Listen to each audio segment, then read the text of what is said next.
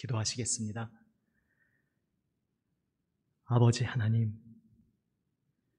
이루 말로 다 할 수 없는 은혜와 사랑으로 저희를 구원하시고 새롭게 하신 주님을 찬양합니다. 오늘도 그 측량 못할 은혜, 저희를 끌어안아 주시는 자비와 긍휼 사랑 의지하여 아버지 앞에 하나님의 사랑받는 자녀들 엎드리오니 주님 품으로 나아왔사오니 주여 받아주시옵소서, 안아주시옵소서, 생명 말씀으로 그 심령을 새롭게 하여 주시옵소서. 주님께서 말씀의 종을 세우셨사오니 성령님 붙들어 주시고 아버지의 말씀을 하나님 사랑하시고 부르신 하나님의 아들, 딸에게 순전하게 담대하게 잘 전하게 하여 주시옵소서. 우리 구주 예수 그리스도의 이름으로 기도드립니다. 아멘. 할렐루야. 아멘. 이번 달은 하나님을 예배하는 제자라는 큰 주제하에 여러 가지 말씀을 나누고 있습니다. 우리 인간이 무엇을 위해 지음받았는가? 인간의 존재 목적이 무엇인가? 이것에 대해서 오늘 본문 말씀 이사야 43장 21절은 이렇게 확실히 선언하고 있습니다. 다시 한번 읽어보겠습니다. 43장 21절 말씀. 이 백성은 내가 나를 위하여 지었나니 나를 찬송하게 하려 함이니라. 아멘. 하나님을 위하여 지음받은 것이 우리 인간입니다. 그리고 우리 인간 인생의 목적은 하나님을 찬송하는 것이다. 주님께서 말씀하고 계십니다. 여기서 두 가지 질문을 떠올리게 됩니다. 첫 번째는 이것입니다. 찬송이 우리의 존재 목적이라니 이게 무슨 말인가? 어릴 때 저는 그런 생각을 했었습니다. 이런 찬송이 사람의 목적이라고 하니까 그러면 천국에서 나중에 24시간 내내, 우리는 요즘 찬양대라고 하죠, 성가대에 서서 계속 악보 들고 24시간 내내 노래를 부르는 곳이 천국이란 말인가? 그것도 나쁘지 않습니다만 왠지 24시간 내내 찬송을 부른다고 생각하니까 조금 갸우뚱한 생각을 어릴 때 얼핏 했었습니다. 우리의 존재 목적이 찬송이라는 것이 무슨 뜻일까? 찬송이 과연 무엇인가? 이것이 첫 번째 질문입니다. 또 두 번째 질문은 이것입니다. 왜 하나님께서는 사람을 창조하셔서 찬송을 받으시려고 하는가? 하나님께서 왜 그렇게 찬송을 받으시려고 하시는가? 조금 굉장히 인간적인 표현이지만 이런 생각을 해볼 수 있는 거죠. 하나님께서 인정받고 칭송받는 것에 목마르고 아쉬우신가? 왜 찬송을 받으시려고 하실까? 이런 두 번째 질문을 떠올리게 됩니다. 먼저 첫 번째 질문에 대해 생각합니다. 찬송이 무엇입니까? 찬송, 우리가 흔히 칭찬한다 할 때 그 찬이라는 한자죠. 송은 무슨 한자입니까? 노래송입니까? 이거 농담인데 혹시 알아듣고 웃으신 분 있으십니까? 저는 예전에 순간 착각을 해서 그런 생각을 했었습니다. 한자에 노래송은 없죠. SONG, 영어 송은 노래입니다만 당연히 찬송의 송이 그 영어는 아닙니다. 찬송이라고 할 때 송의 한자는 우리가 칭송한다 할 때 그 송자입니다. 기리다라는 뜻이죠. 기린다. 그러니까 찬송이라는 말은 칭찬하고 기리는 것입니다. 그러니까 원래 찬송이라는 단어 자체에는 노래라는 의미는 원래는 들어있지 않습니다. 노래가 찬송의 가장 대표적이고 가장 강력한 방법이지만 찬송이라는 단어 자체에는 노래라는 뜻은 없습니다. 찬송은 어떤 대상을 칭찬하고 기리는 것입니다. 우리가 흔히 일상생활에 익숙한 습관 때문에 무언가 칭찬한다 그러면은 나보다 나이 어린 사람에게 하는 것이라고 또 얼핏 느낌을 가질 수 있지만 사실은 그렇지 않죠. 어떤 대상에게든지 칭찬한다는 것은 그가 행한 어떤 행동에 대한 그 가치를 높이 인정하고 보는 것, 이것이 칭찬입니다. 지금 예배 준비를 하느라고 사실은 뉴스의 제목만이라도 얼핏 보고 들어올까 생각은 계획은 했었는데 미처 못 보고 들어왔습니다. 지금 아마 그 올림픽 배구 그 동메달전을 하고 있을 텐데요. 아쉽게 세계 랭킹 2위인 브라질에게 우리 배구팀이, 제가 농구라고 했습니까 지금? 배구팀이 패했지만 그 이전에 정말 기적 같은 승리를 일구며 올라왔습니다. 그 선수들의 환상적인 플레이를 보면서 환호하는 것, 와! 함께 함성을 지르는 것, 바로 이것이 찬송이라는 의미입니다. 물론 여기에서 찬송의 대상은 그 스포츠 선수들이지만요. 여담이지만 수고한 선수들이 좋은 결과를 이루면 좋겠습니다. 하지만 어떤 결과 오늘 맞이하든지 참 열심히 잘했다 생각이 듭니다. 대상이 하나님이 되어서 하나님을 찬송한다라고 하면 그것은 어떤 말이겠습니까? 하나님께서 행하신 놀라운 일을 바라보면서 와! 하는 것, 이것이 바로 하나님을 찬송한다는 의미입니다. 하나님 정말 놀라우신 분이십니다. 하나님 정말 위대하신 하나님이십니다. 하나님, 좀 젊은 사람들이 쓰는, 근데 요즘 좀 유행 지나간 말 같습니다. 짱! 하나님 짱! 이런 것이 바로 찬송입니다. 그렇다면 성경에서 하나님의 어떤 행동을 찬송하고 있습니까? 대표적으로 세 가지를 우리는 발견하게 됩니다. 첫 번째로 하나님의 창조 행위에 대해 찬송합니다. 하나님께서 온 천지 만물을 창조하셨습니다. 그리고 오늘 하루하루 해가 뜨고 지고 모든 천지 만물이 운행하는 것도 하나님께서 이 피조 세계를 붙들고 계시고 운행하고 계시기 때문입니다. 그렇게 창조하셨고 또한 날마다 창조하시고 운행하시는 그 하나님의 창조 행동을 성경은 칭송하고 찬송하고 있습니다. 시편 19편에 이 첫 번째뿐만 아니라 세 가지가 다 들어있기에 대표적으로 함께 한번 봅니다. 시편 19편 1절부터 6절까지의 말씀, 자막에 나오는데요. 제가 한번 읽어보겠습니다. 하늘이 하나님의 영광을 선포하고 궁창이 그의 손으로 하신 일을 나타내는도다. 날은 날에게 말하고 밤은 밤에게 지식을 전하니 언어도 없고 말씀도 없으며 들리는 소리도 없으나 그의 소리가 온 땅에 통하고 그의 말씀이 세상 끝까지 이르도다. 하나님이 해를 위하여 하늘에 장막을 베푸셨도다. 해는 그의 신방에서 나오는 신랑과 같고 그의 길을 달리기 기뻐하는 장사 같아서 하늘 이 끝에서 나와서 하늘 저 끝까지 운행하며 그의 열기에서 피할 자가 없도다. 하나님께서 천지 만물을 창조하셨는데 특별히 이 시편 19편에서는 해에 좀 더 집중해서 이야기합니다. 이 천지 만물이 운행하는 이 모든 것을 보니 얼마나 기묘하고 신묘막측한지 하나님 이 아름다운 창조 세계의 그 움직이는 모든 모습 속에서 하나님의 놀라우신 손길을 느끼게 됩니다. 우리에게 베풀어 주시는 하나님의 숨결을 느끼게 됩니다. 하나님께서는 실로 위대하신 창조주이십니다. 성경은 하나님의 창조 행동을 이렇게 찬송하고 있습니다. 두 번째는 하나님의 율법, 말씀이죠. 하나님 말씀의 완전하고 순결함을 찬송합니다.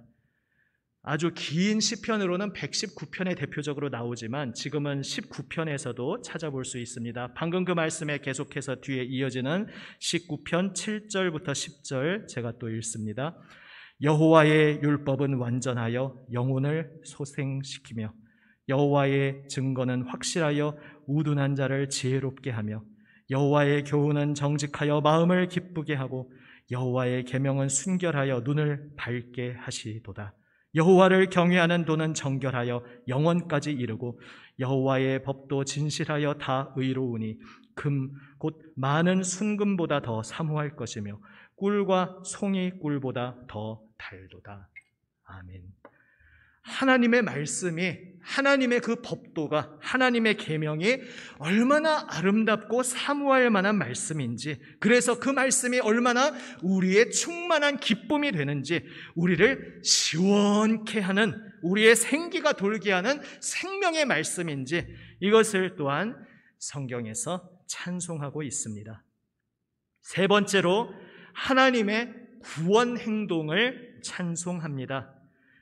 계속해서 이어지는 시편 19편 14절 말씀입니다. 14절 한번 자막 보시고 함께 읽어보시겠습니다.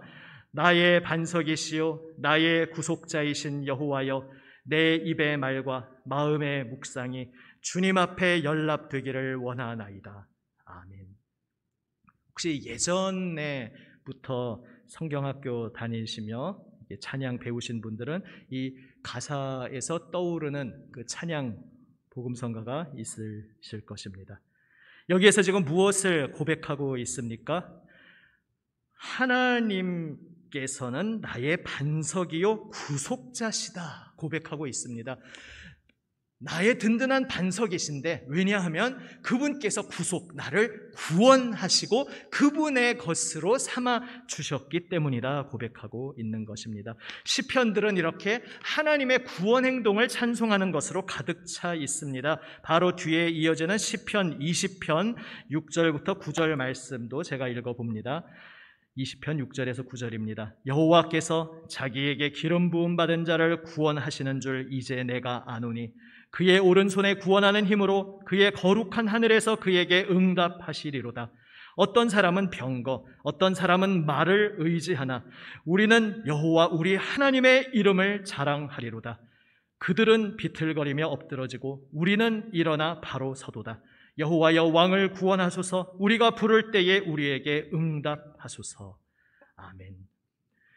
우리의 부르짖음에 응답하시고, 이 세상 그 어떤 헛된 것 의지하는 이들은 결국 쓰러질 수밖에 없지만, 오직 하나님을 의지한 이는 끝까지 붙들어 주시고 구원하시는 하나님을 찬송하고 있습니다. 또 조금 뒤에 아주 우리에게 잘 알려진 시편 23편 1절에서 3절 말씀 또 제가 읽어봅니다. 23편 1절에서 3절입니다. 여호와는 나의 목자시니 내게 부족함이 없으리로다. 그가 나를 푸른 풀밭에 누이시며 쉴 만한 물가로 인도하시는도다. 내 영혼을 소생시키시고 자기 이름을 위하여 의의 길로 인도하시는도다. 아멘. 우리 하나님은 우리를 돌보시는 하나님이십니다. 우리의 목자가 되셔서 우리의 생명을 지키시고 우리에게 필요한 꼴을 먹이시고 물을 마시게 하시며 우리를 생명의 길로 인도하시는, 하나님의 의의 길로 인도하시는 놀라운 주님이십니다. 그것을 성경에서 찬송하고 있습니다. 또한 시편 30편 11절에서는 이렇게 고백하고 있습니다. 자막 보시고 함께 한번 읽어봅니다. 주께서 나의 슬픔이 변하여 내게 춤이 되게 하시며 나의 베옷을 벗기고 기쁨으로 띠띠우셨나이다. 아멘. 슬픔의 수렁에 빠져있는 우리를 건지셔서 기쁨의 자리로 옮기시는 분이 우리 하나님이시다. 이것을 찬송하고 있습니다. 이 모든 것들은 다양한 방식으로, 다양한 그림 언어로 우리를 구원하시고 구속하시고 그분의 것으로 삼아주시는 구원의 하나님을 찬송하고 있습니다. 그리고 우리 구원의 그 놀라우신 하나님, 구원의 하나님, 그 구원 행동의 정점에 무엇이 있습니까? 바로 독생자를 보내어 주신 아버지 하나님의 사랑이 있습니다. 요한복음 3장 16절 말씀입니다. 너무나 잘 알고 계시는 말씀이죠. 역시 함께 읽습니다. 하나님이 세상을 이처럼 사랑하사 독생자를 주셨으니 이는 그를 믿는 자마다 멸망하지 않고 영생을 얻게 하려 함이라. 아멘. 우리가 멸망하도록 내버려 두지 않으시고 하나님의 그 영원한 생명에 동참하는 것을 기뻐하셔서 독생자까지, 하나밖에 없는 하나님의 가장 사랑하시는 하나님 아버지 자신의 생명과 같은 그 독생자를 우리를 위해 내어주신 하나님, 바로 그 놀라우신 하나님을 우리는 찬송합니다. 주 예수님께서 그 아버지의 뜻을 따라 어떠한 놀라운 일을 행하셨습니까? 빌립보서 2장 6절에서 8절 말씀, 이것을 잘 나타내고 있습니다. 역시 함께 읽습니다.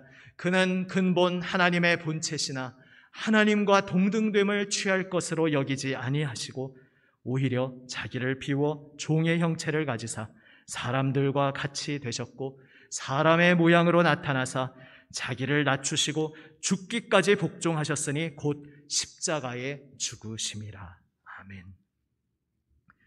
하나님의 독생자 예수 그리스도께서 육신으로 인간으로 우리에게 오셔서 우리와 같은 사람으로 오셔서 가장 비천한 자리, 이 세상에서 가장 낮은 자리, 그 고통, 죽음의 자리, 우리가 우리의 죄악으로 당하는 그 죽음의 자리, 가장 깊은 곳까지 십자가에까지 이르셨습니다.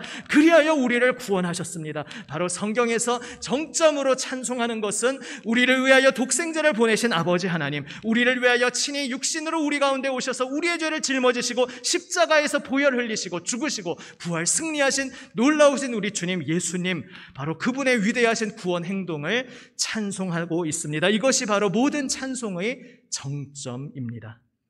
결국 찬송 혹은 찬양 같은 말입니다. 찬송이란, 찬양이란 무엇입니까? 하나님의 은혜를 알고 감사하는 것입니다. 하나님께서 하신 일을 하나님이 하셨다고 인정하는 것입니다. 다시 한번 말씀드립니다. 너무 당연한 얘기죠. 하나님이 하신 일을 하나님이 하셨다고 인정하는 것, 이것이 찬송입니다. 너무 당연한 건데, 하나님 하신 일을 하나님 하셨다고 인정하는 것은 너무나 지극히 당연한 것인데, 하나님으로부터 끊어지고 자기 죄악의 욕심으로 인해 하나님의 생명에서 멀어져 있는 이 타락한 우리 인생은 이 당연한 것을 알지 못하는 자리에 굴러 떨어져 있는 것입니다. 하나님이 하신 일을 하나님이 하신 줄 모릅니다. 우리 주 예수 그리스도께서 우리에게 오신 것은 하나님이 하신 일을 하나님이 하셨다고 알게 하시기 위함입니다. 주 예수 그리스도 은혜를 입은 우리가 생명을 얻고 우리의 눈이 열려서 이제 고백할 수 있게 되었습니다.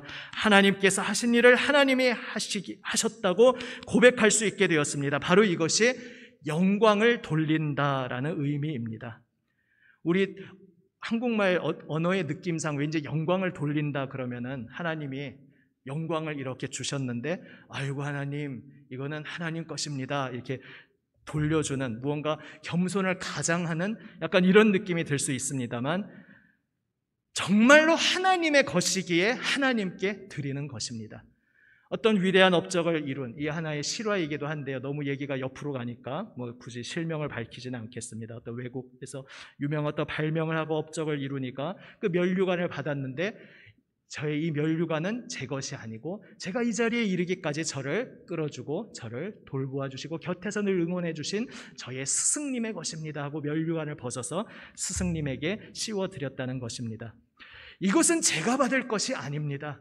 제가 한 것이 아니라 모두 주님께서 하신 것입니다. 바로 하나님께서 하신 일, 내 인생에서 내가 무언가 한 것 같지만 그것조차도 하나님께서 은혜로 나의 가운데에서 하나님께서 행하시고 하나님께서 이루셨음을 깨닫고 하나님이 하신 일을 하나님이 하셨다고 인정하고 감사의 고백을 드리는 것, 바로 이것이 영광을 돌린다는 의미이고 바로 이것이 찬송입니다. 그래서 찬송은 한마디로 우리 하나님께서 천지 만물의 창조주시요 주인이시고 구원자이심을 고백하는 것입니다. 하나님이 나의 생명이심을 고백하는 것입니다.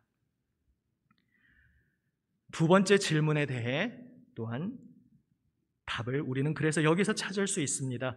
왜 하나님께서 찬송을 받으시려고 하실까? 찬송은 피조물이 창조주께서 하신 일을 알고 마땅히 창조주께서 베풀어 주신 그 은총에 마땅히 경탄하고 깜짝 놀라고 기뻐하고 흥분하면서 감사하는 것, 이것이 찬송이기에, 찬송이란 결국 무엇이냐 하면 창조주와 피조물의 관계 맺음입니다. 창조주와 피조물의 관계 맺는 모습, 관계 맺는 방식이 바로 찬송입니다. 피조된 존재, 피조물의 최고의 행복이 무엇이겠습니까? 나를 지으신 분, 창조주의 은총, 나에게 베풀어 주시는 창조주의 은총, 그 사랑을 알고 느끼고 거기에 대해 반응하고 응답하는 것, 이것이 피조물의 최고의 행복 아니겠습니까? 그것이 영광을 돌리는 것입니다. 창조주께서 하신 일을 인정하고 경탄하고 기뻐하는 것, 이것이 바로 우리 피조물의 극락, 다른 종교의 무슨 어떤 걸 의미하는 것이 아니고 최정점의 즐거움, 우리 피조물의 최고의 즐거움인 것입니다. 창조주께서는 모든 은총을 베풀어 주시고 우리 피조물은 그 모든 은총을 받고서 그 은총이 하나님께로부터 오신 것임을 깨닫고 하나님께 감사하고 경탄하고 기뻐하는 것, 이것이 최고의 아름다운 행복입니다. 이 관계 맺음을 하나님께서 기뻐하십니다. 그래서 하나님께서는 찬송 받으시기를 기뻐하시는 것입니다. 시편 69편 30절 31절 말씀에서 그래서 이렇게 고백합니다. 자막 보시고 함께 읽어봅니다. 내가 노래로 하나님의 이름을 찬송하며 감사함으로 하나님을 위대하시다 하리니 이것이 곧 뿔과 굽이 있는 황소를 드림보다 여호와를 더욱 기쁘시게 함이 될 것이라. 우리 하나님께서 가장 기쁘게 받으시는 것은 우리의 온 마음 들여 찬송하는 것, 특별히 여기서 노래로 찬송을 부른다는 표현도 나왔습니다. 우리가 나의 모든 마음을 다 쏟아서 하나님이 하신 것을 하나님이 하셨다고 깨닫고 고백하고 찬송하는 것, 이것이 우리 하나님께서 가장 기뻐 받으시는 것입니다. 그래서 우리의 삶은, 우리의 인생은 하나의 모험이다, 혹은 외국말이지만 퀘스트다, 이렇게 표현해 볼 수 있겠습니다. 창조주, 구원자이신 우리 하나님께서 우리에게 베풀어 주시는 은총이 이 온 세상 가득 차 있습니다.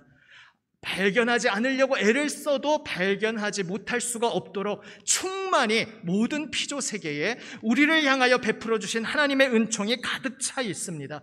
그러나 또한 그것이 보물찾기처럼 여기저기에 숨겨져 있습니다. 우리가 아직도 일그러진 상태에서 빚은 받고 있지만 눈이 다 열리지 않았기 때문일 수도 있고, 또 하나님의 그 피조 세계에 가득한 영광 자체가 너무나 충만하고 헤아릴 수 없이 무한하시기에 또한 그러합니다.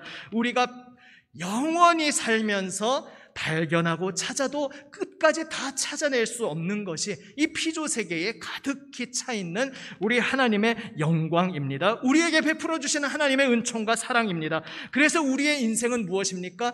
날마다 우리에게 주어진 하루하루, 오늘은 어디에서 찾아볼 수 있을까? 나에게 베풀어 주시는 그 하나님의 은총, 하나님의 긍휼, 하나님의 사랑, 오늘은 내가 나의 삶에 이 세계의 어디에서 또 새롭게 발견할 수 있을까? 두근거리는 설레는 마음으로 나아가서 새롭게 또 그 보물을 찾아내는 것이 바로 우리 인생의 의미라 할 수 있습니다. 바로 이것이 찬송입니다. 우리의 삶이 찬송의 삶이라는 의미입니다. 우리는 우리의 인생 가운데 다양하게 찬송할 수 있습니다. 가장 대표적으로는 역시 노래할 수 있습니다. 혹은 곡조가 없더라도 정갈한 언어로, 시로 하나님을 찬송할 수 있습니다. 사실 말로 표현하지 않아도 이미 하나님의 영광은 그 자체로 완전하십니다. 그럼에도 불구하고 또한 이 신앙의 신비로운 것 중에 하나가 하나님의 형상 따라 지음받은 우리 인간이 하나님께서 우리 인간에게 특별하게 주신 선물, 언어를 가지고 하나님의 그 아름다움을 내가 느낀 대로 극대화하고 간결하고 함축적으로 그 하나님의 아름다우심을 말로 표현하는 것, 이미 말로 표현하지 않아도 충만히 아름다우신 하나님의 영광이지만 우리가 그 말로 표현하는 그것을 통해 또 새롭게 하나님의 그 아름다우심이 드러나게 하셨습니다. 바로 이것이 노래로 혹은 시로 하나님의 아름다우심을 찬송하는 신비입니다. 또 그 밖에 다양한 방식이 있을 수 있습니다.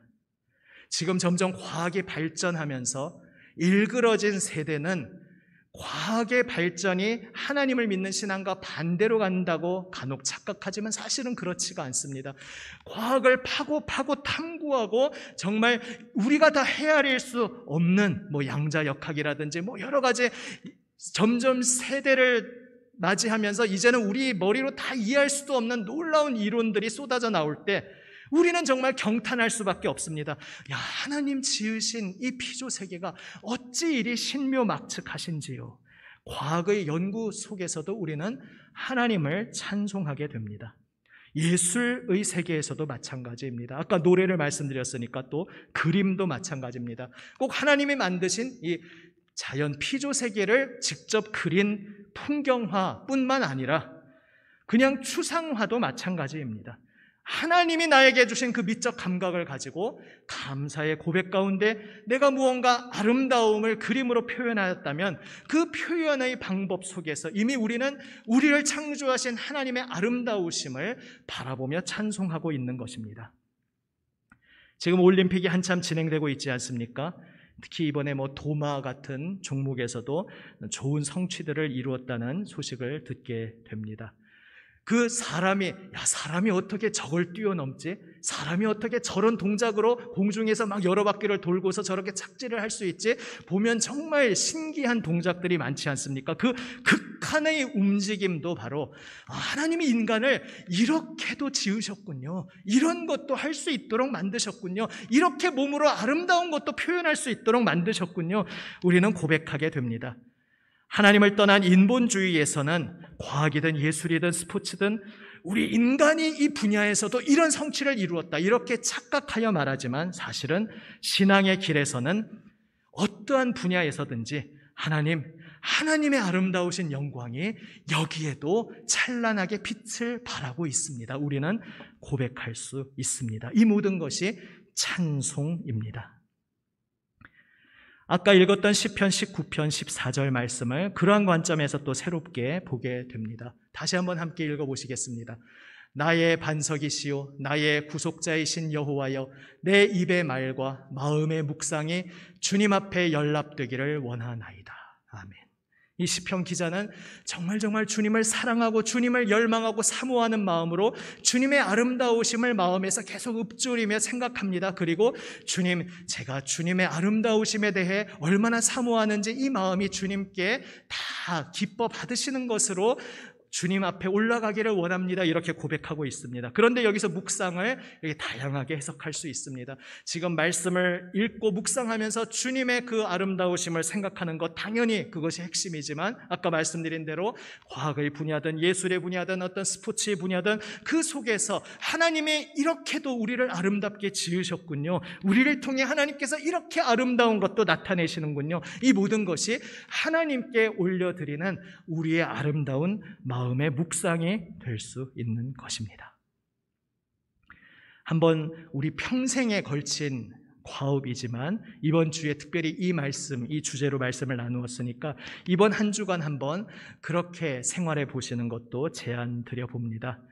이번 한 주간 나의 퀘스트, 나의 모험, 나에게 어떤 주어진 미션이다, 과제다 생각해 보시면서 오늘 하루하루의 삶 속에서 하나님의 놀라우심과 아름다우심을 보물찾기 하듯이 찾아보시는 것입니다.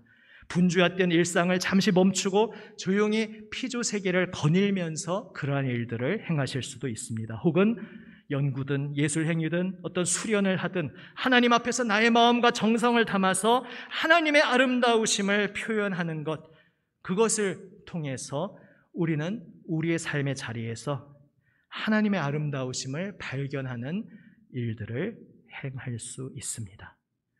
우리의 모든 삶의 영역에서도 마찬가지입니다. 저희 가정도 지금 한참 크고 있는 자녀들을 양육하고 있지만 자녀 양육하는 그 현장에서 참 마음속의 이상대로 되지 않는다는 것을 번번이 느끼곤 합니다. 실망과 또 심지어는 좌절을 경험할 수도 있습니다. 하지만 바로 그 밑바닥에서 비로소 새로운 시작을 발견하게 됩니다. 우리 삶의 모든 자리에서 마찬가지입니다. 어떤 인간관계, 내 마음으로는 이 인간관계 아름답게만 내가 빚어가고 싶은데 마음처럼 되지 않습니다. 내 일터에서 내가 일하는 그 모든 현장, 내 마음 이상 속에서는 내 일터에서 나의 모습과 나의 모든 함께하는 그 일들이 이렇게 굴러가면 좋겠는데 그것이 내 생각대로 내 이상대로 꼭 되지는 않습니다. 하지만 거기서 쓰러지고 실망을 느끼고 좌절하는 그 밑바닥에서 아무것도 되지 않는 기도하는 그 자리에서 하나님의 손이 나의 손을 붙드시고 인도하심을 우리는 새롭게 발견하게 됩니다. 나를 비로소 그분 손에 내어 맡기면서 비록 현실은 진흙탕에서 뒹굴고 있는 것 같지만 바로 그 진흙탕에서 뒹구는 그 자리에서 모든 것 주님께 맡기고 의지할 때에 그 진흙탕의 자리에서 아름다운 꽃을 피우시는 하나님의 역사를 우리는 발견할 수 있습니다. 바로 그러한 우리의 삶에 좌충우돌하는 그 시행착오의 모든 과정, 그러나 주님 손에 하나하나 내어 맡기는 그 모든 여정이 찬송의 여정인 것입니다. 생각해보면 바로 십자가의 역사도 그러합니다. 십자가에 매달려 숨지시는 그 모습은 가장 진흙탕 중에서도 진창, 이 세상에서 가장 비천하고 아무것도 없어 보이는 그러한 자리였습니다. 그러나 그 진흙탕의 비참한 밑바닥에서 하나님께서는 가장 아름다운 생명의 꽃을 피우셨습니다. 그 십자가의 원리가 오늘 나의 삶의 자리에서도 여전히 역사하고 있습니다. 그러므로 사랑하는 여러분, 오늘 내 삶의 자리에서 내 생각처럼 되지 않는 모든 고생과 고난, 진흙탕을 뒹구는 것 같은 자리에서 하나님, 만군의 하나님께서 내 삶을 지키고 계시고 하나님이 내 삶을 인도하고 계시는데 내 인생은 왜 이렇게 진흙탕입니까? 이렇게 절규하는 그 자리에서 바로 그 진흙탕 속에서 주님 내밀어 주시는 손을 붙잡고 주님 손 붙잡고 함께 걸어감 속에 진흙탕에서 진주가 나오게 하시고 진흙탕에서 아름다운 꽃을 피우게 하시는 하나님의 역사를 우리는 경험할 수 있을 줄로 믿습니다. 이것을 믿으시기 바랍니다. 우리 주님께서 우리에게 약속하신 말씀입니다. 시편 150편 6절에서 고백하고 있습니다. 시편 자체가 찬송의 대표적인 성경 아닙니까? 그 가장 마지막 구절에서 이렇게 선언하며 시편은 끝나고 있습니다. 한 목소리로 함께 읽습니다. 호흡이 있는 자마다 여호와를 찬양할지어다. 할렐루야. 아멘. 그리고 모든 성경의 마지막 요한계시록 5장 12절 13절에서 우리 하나님과 또한 하나님 독생자 어린 양을 이렇게 찬양하고 있습니다. 큰 음성으로 이르되 죽임을 당하신 어린 양은 능력과 부와 지혜와 힘과 존귀와 영광과 찬송을 받으시기에 합당하도다 하더라. 내가 또 들으니 하늘 위에와 땅 위에와 땅 아래와 바다 위에와 또 그 가운데 모든 피조물이 이르되 보좌에 앉으신 이와 어린 양에게 찬송과 존귀와 영광과 권능을 세세토록 돌릴지어다. 아멘. 바로 이 찬양의 고백으로 우리 하나님의 놀라우신 구원과 은혜를 우리의 모든 삶의 자리에서 평생 찬송하며 살아가는 우리 모든 예수님의 제자들 되시기를 주님의 이름으로 축원합니다. 아멘. 기도하시겠습니다. 이 시간 한번 나의 입술의 고백으로 주님 앞에 기도합니다. 우리 각 처소에서 곁에서 함께 예배하는 이들이 있다면 또 포옹하거나 손을 잡고 함께 기도하셔도 좋겠습니다. 한번 기도하시겠습니다.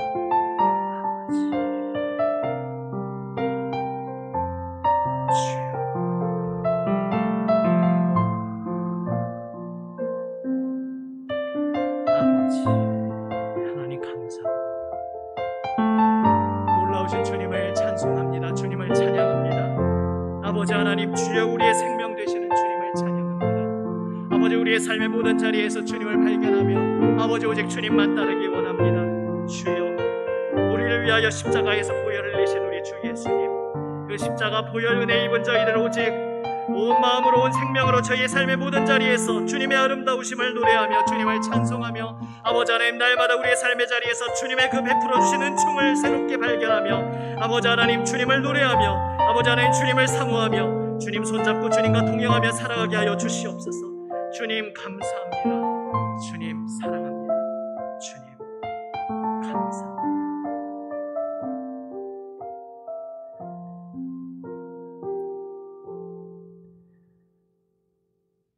아버지 하나님 감사합니다.